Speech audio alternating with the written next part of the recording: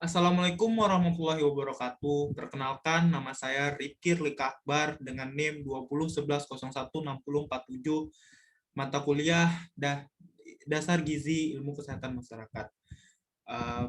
Sebelumnya, saya akan membawakan materi tentang anemia pada gaki, gangguan akibat kekurangan yodium, yang disusun oleh atau yang saya dapat dari artikel Leni Latifah Astih Setiani, Satu Lucy Cahyani, Balai Litibang Gaki Magelang, Kafling Jayan Borobudur Magelang. Pertama-tama masuk di pendahuluan. Apa itu anemia dan gaki? Anemia yang disebabkan karena defisiensi zat besi ditetapkan sebagai masalah kesehatan masyarakat yang signifikan. Perkiraan penduduk di seluruh dunia yang mengalami anemia adalah sebanyak 2,5 sampai 5 miliar orang, mencakup anak-anak sampai orang dewasa. Anemia dan gaki merupakan masalah gizi yang paling berkaitan di banyak negara berkembang. Kondisi anemia diketahui menurunkan efektivitas intervensi iodium. Di sisi lain, penelitian terhadap gizi masa remaja masih terbatas, sehingga masih diperlukannya penelitian tentang status gizi dan mikronutrien remaja. Hubungan mikronutrien dan perkembangan kognitif remaja juga masih memerlukan klarifikasi.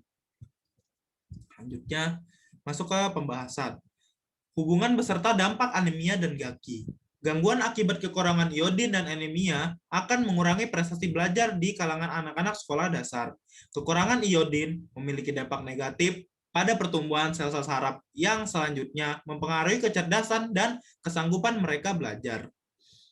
Selain itu, kondisi anemia akan menimbulkan kesulitan dalam hal logika pemikiran yang serupa dan penurunan konsentrasi untuk belajar yang berdampak negatif untuk dalam bentuk pencapaian pembelajaran yang merosot di antara para siswa. Tujuan untuk meneliti hubungan antara status kelainan defisiensi iodin dan mempelajari prestasi anak-anak SD.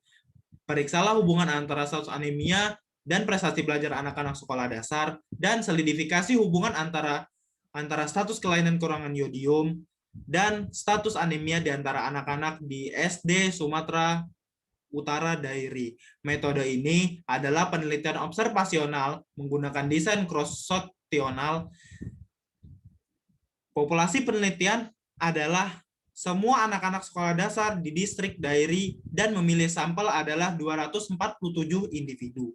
Sampel ini dipilih menggunakan desain multitahap sampel, di mana subjek dipilih secara acak. Data yang diproses dengan analisis univariate dan tes statistik adalah bivariate menggunakan tes kuadrat C untuk mencari tahu hubungan antara status gangguan defisiensi iodium dan prestasi belajar di antara anak-anak sekolah dasar.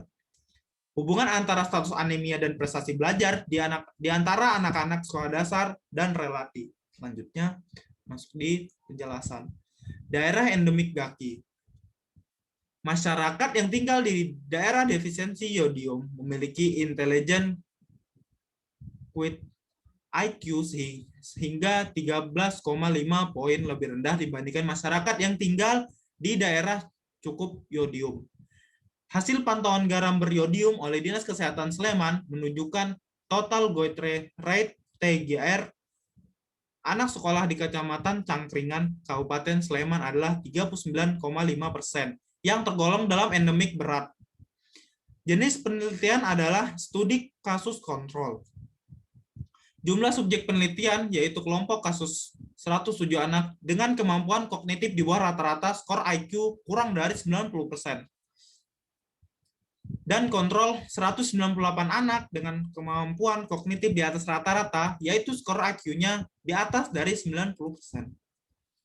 Pengumpulan data kemampuan kognitif dengan menggunakan Culture Fire Intelligence Test, CFIT, pengukuran antropometri untuk status gizi, nilai murni bahasa Indonesia dan matematika untuk prestasi belajar, dan kuesioner untuk motivasi anak-anak, prevalensi status gizi pendek sebesar 25,9%.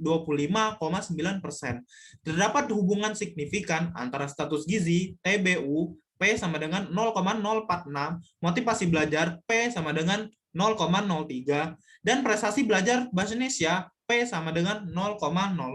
Matematika sama juga dengan P,00.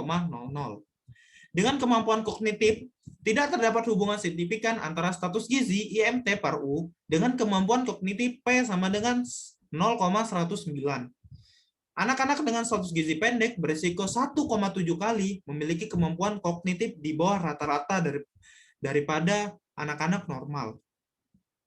Anak dengan motivasi rendah berisiko 3,3 kali memiliki kemampuan kognitif di bawah rata-rata. Anak dengan kemampuan kognitif di atas rata-rata memiliki status gizi, motivasi belajar, dan prestasi belajar bahasa Indonesia maupun matematika yang lebih baik daripada yang memiliki kemampuan kognitif di bawah rata-rata. Selanjutnya, ada akibat dari anemia dan GAKI. Ada 5 penyebabnya, yaitu 1. Menurunnya prestasi belajar. Yang kedua, berdampak buruk pada perkembangannya sel-sel saraf. Yang ketiga, konsentrasi belajar. Yang keempat, menyebabkan kesulitan berpikir. Dan yang terakhir, kelima, yaitu mempengaruhi perkembangan kecerdasan. Kesimpulan yang bisa kita tarik dari materi ini atau dari penjelasan ini, meningkatkan produksi garam beriodium yang memenuhi syarat secara nasional melalui peningkatan produksi di sentra garam rakyat melalui iodisasi bergerak, mobile iodization.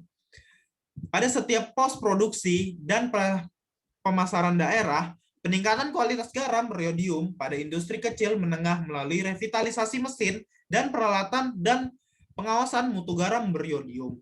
Peningkatan kapasitas produksi pada industri garam beriodium skala besar, serta pengamanan pasokan kalium iodat KIO3 di seluruh daerah yang produksi garam beriodium melalui koordinasi PT Kimia Farma, Afrogakop, dan Dinas Perinak Kabupaten atau Kota. Sekian dari presentasi saya pada kali ini. Jikalau ada kesalahan atau kekurangan, mohon dimaafkan. Wabillahi wal taufiq wal hidayah. Assalamualaikum warahmatullahi wabarakatuh. Terima kasih.